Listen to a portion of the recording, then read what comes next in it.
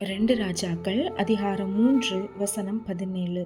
நீங்கள் காற்றையும் காண மாட்டீர்கள், மழையையும் காண மாட்டீர்கள். ஆனாலும் நீங்களும் உங்கள் ஆடு மாடுகளும் உங்கள் மிருக ஜீவன்களும் குடிக்கும்படிக்கு இந்த பள்ளத்தாக்கு தண்ணீரால் நிரப்பப்படும் என்று கர்த்தர் சொல்கிறார். இது கர்த்தரின் பார்வைக்கு அற்ப காரியம். இன்னைக்கு கர்த்தர் நம்மளோடு பேசுகிற ஒரு வார்த்தை, இது கர்த்தரின் பார்வைக்கு அற்ப காரியம். நீங்க ஒரு விஷயத்த இது நடந்தாதான் இது நடக்கும் அப்படின்னு நீங்க இமேஜின் பண்ணி அதுக்காக பிரயாசப்பட்டு கொண்டிருக்கிறீங்க.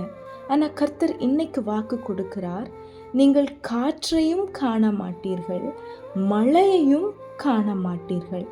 ஆனாலும் இந்த பள்ளத்தாக்கு தண்ணீரால் நிரப்பப்படும். இது நடந்தாதான் இது நடக்கும், இப்படி போனாதான் இப்படி செய்ய முடியும் அப்படின்னு உங்களுக்கு வேண்டிய ஒரு ஆசீர்வாதம், உங்கள் வாழ்க்கையில் நடக்க வேண்டிய ஒரு காரியத்திற்காக இன்னொன்றை நீங்கள் எதிர்பார்த்துருக்கிறீங்க. அது இன்னொரு மனிதருடைய உதவியாக இருக்கலாம், இல்லை இன்னொரு மனிதருடைய ஃபோன் காலாக இருக்கலாம். அவங்க பேசிட்டாங்கன்னா இது நடந்துடும், இவங்க ஒரு வார்த்தை சொல்லிட்டாங்கன்னா இது நடந்துடும், இந்த மாதிரி. ஆனால் கர்த்தர் இன்னைக்கு வாக்கு கொடுக்கிறார், நீங்கள் காற்றை பார்க்க மாட்டீங்க, மழையை பார்க்க மாட்டீங்க. ஆனாலும் உங்கள் பள்ளத்தாக்கு தண்ணீரால் நிரப்பப்படும். நீங்கள் எதிர்பார்க்கிற விஷயம் நடக்காட்டி கூட உங்களுக்கானது உங்களிடத்துல வந்து சேரும். இது கர்த்தரின் பார்வைக்கு அற்ப காரியம். காற்று வந்தாதான், மழை வந்தாதான் இந்த பள்ளத்தாக்கில் தண்ணீர் வரும் அப்படின்னு உலகத்தார் சொல்லுவாங்க. இல்லை அதுதான் ஒரு பேட்டர்ன் இல்லையா? இப்போ ஒரு பள்ளத்தாக்கு இருக்குன்னா அதில் மழை வந்தாதான் அதில் தண்ணீர் வரும். ஆனால் கர்த்தர் உங்களுக்காக இயற்கைக்கு அப்பாற்பட்ட விஷயங்களை செய்வாங்கன்னு வாக்கு கொடுக்குறாங்க. இந்த காரியம் அப்பாவுடைய பார்வைக்கு அற்ப காரியம். கடவுளுடைய பார்வையில் உங்களுக்கு பெருசாக தெரிகிறது, அவருக்கு அற்ப காரியமாக இருக்கிறது. அப்போ நீங்கள் விசுவாசத்தில் சோர்ந்து போகக்கூடாதுன்னு ஏசப்பா இன்னைக்கு பேசுகிறாங்க. ஒரு நாளும் இது நடக்காது, இப்படி என் வாழ்க்கை இப்படியே ஆயிரும், அந்த மாதிரி நம்ம நெகட்டிவாக திங்கும் பண்ணக்கூடாது, பேசவும் கூடாது. சோர்வு வரும், பலவீனம் வரும்.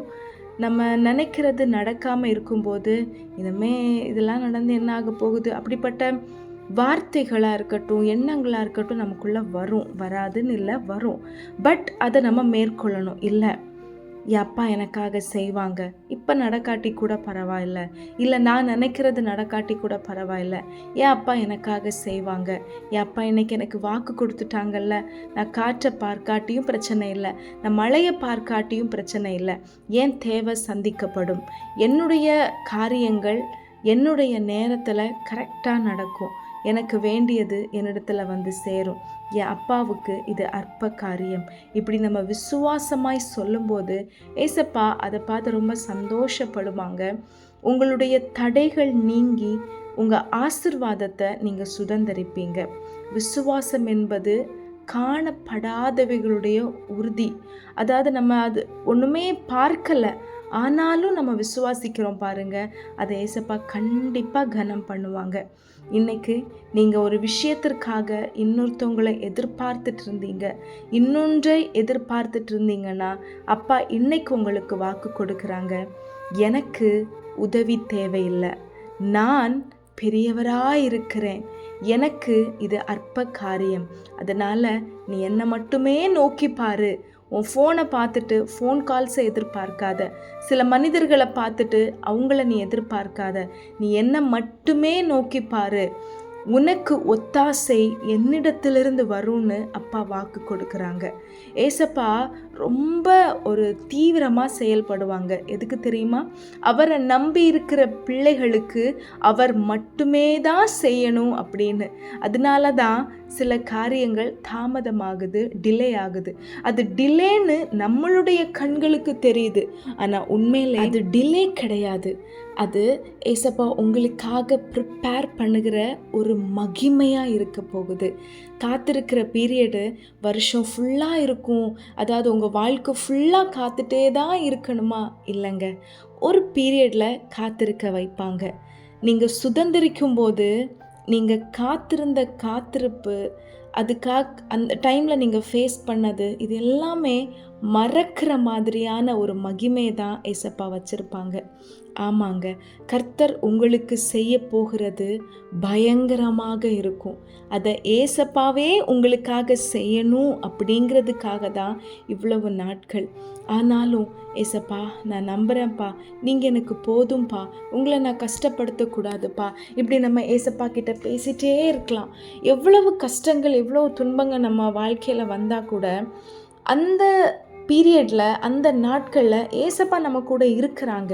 இதை விட ஒரு ஆசீர்வாதம் என்னங்க நமக்கு வேணும்? நம்ம நினைக்கிறது எல்லாமே நம்ம வாழ்க்கையில் நடக்குது, ஆனால் ஏசப்பா நம்ம கூட இல்லை அப்படின்னா அதை விடைக்கும் ஒரு மோசமான ஒரு விஷயம் ஒன்றுமே இல்லைங்க.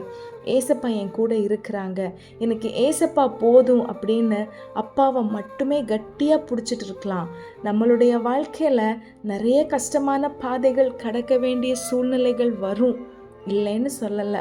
அப்பா சொல்லியிருக்கிறாங்கல்ல, உலகத்தில் உங்களுக்கு உபத்திரவம் உண்டு, ஆனாலும் திடன் கொள்ளுங்கள், நான் உலகத்தை ஜெயித்தேன். இந்த உலகத்தில் இருக்கிற எல்லாவற்றையும் ஜெயிக்க தான் ஏசப்பா நமக்கு உதவி செய்வாங்க.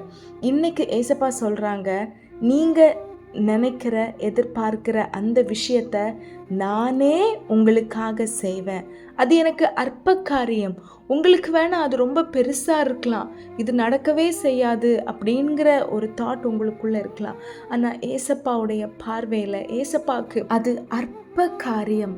அதனால் அந்த சூழ்நிலையை பார்த்து, அந்த சிச்சுவேஷனை பார்த்து, இல்லை நீங்கள் கடந்து போயிட்டுருக்கிற அந்த பாதையை பார்த்து நீங்கள் சொல்லிகிட்டே இருக்க போகிறீங்க, இது என் அப்பாவுக்கு அற்ப காரியம். குறிப்பிட்ட ஒரு ஏஜ், அந்த ஏஜில் திருமணம் நடந்தால் தான் உண்டு. அதுக்கப்புறம் 30ல் இல்லைன்னா 35, 40லலாம் திருமணமே நடக்காது அப்படின்னு உலகத்தார் சொல்லலாம். ஆனால் கர்த்தருடைய பார்வைக்கு அது அற்ப காரியம். 1 வருஷம், 2 வருஷம், 5 வருஷம், 10 வருஷம் குழந்தை இல்லாமல் இருக்கிறது ஓகே. 15 வருஷம் கழிச்சு, 20 வருஷம் கழிச்சு எனக்கு ஒரு குழந்தை பாக்கியம் உண்டாகுமா? கர்த்தருடைய பார்வைக்கு அது அற்ப காரியம். எல்லாருமே வேலையில் போயிட்டாங்க, எல்லாருக்குமே பேக்ரவுண்ட் இருக்குது, பெரிய பெரிய இடத்துல போய் சேர்ந்துட்டாங்க. என் ஃப்ரெண்ட்ஸு, என் கூட படித்தவங்க எல்லாம் ஏதோ ஒரு நிலைமையில் இருக்கிறாங்க, ஆனால் நான் இன்னும் இதே நிலைமையில் இருக்கிறேனே. கர்த்தர் உங்கள் வாழ்க்கையில் செய்ய போகிற காரியங்கள் பயங்கரமாக இருக்க போகுது. அப்பாவுக்கு அது அற்ப காரியம். அவங்கள விடைக்கும் மேலான இடங்களில் கர்த்தர் உங்களை கொண்டு போய் நிறுத்துவார். நீங்கள் எதிர்பார்க்கிறத விட மகிமையான ஒன்று தான் அப்பா உங்களுக்காக வைத்திருக்கிறாங்க. அதனால் அப்பா மேலே இருக்கிற அந்த நம்பிக்கை, விசுவாசத்தில் நம்ம சோர்ந்து போகாமல், சோர்வுகள் வரும்போது கூட அப்பா நான் சோர்ந்து போகிறேன், என்னை பலப்படுத்துங்க, என் விசுவாசம் சோர்ந்து போகுது, எனக்குள்ள நெகட்டிவ் தாட்ஸ் வருது, இது எல்லாத்தையும் என்கிட்டேருந்து எடுத்துருங்கப்பா, நான் இன்னும் உங்கள் மேலே நம்பிக்கை வைக்க, இன்னும் நான் உங்களை விசுவாசிக்க எனக்கு ஹெல்ப் பண்ணுங்கப்பான்னு அப்பா கிட்டே நம்ம உதவி கேட்க போகிறோம். ஏசப்பா நமக்கு ஹெல்ப் பண்ணுவாங்க. எந்த மனிதரையும் நம்ம எதிர்பார்க்கல, நமக்கு ஒத்தாசை வருகிற அப்பாவை மட்டுமே நம்ம நோக்கி பார்க்க போகிறோம். உங்கள் பள்ளத்தாக்கு தண்ணீரால் நிரப்பப்படும்.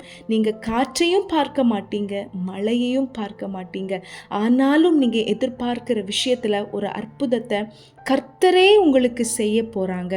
இது அப்பாவுடைய பார்வைக்கு காரியம். முடிஞ்சா இந்த அதிகாரத்தை ஃபுல்லாக நீங்கள் ரீட் பண்ணி பாருங்கள்.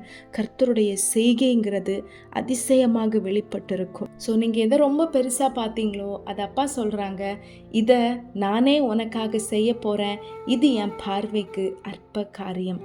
பெருசாக பார்க்குறத பார்த்து நீங்கள் சொல்ல போகிறீங்க, இது என் அப்பாவுக்கு அற்ப காரியம். நீங்கள் நினைத்தே பார்க்காத அதிசயம் உங்கள் வாழ்க்கையில் நடக்க போகுது. Amen. Have a pleasant day. God bless you.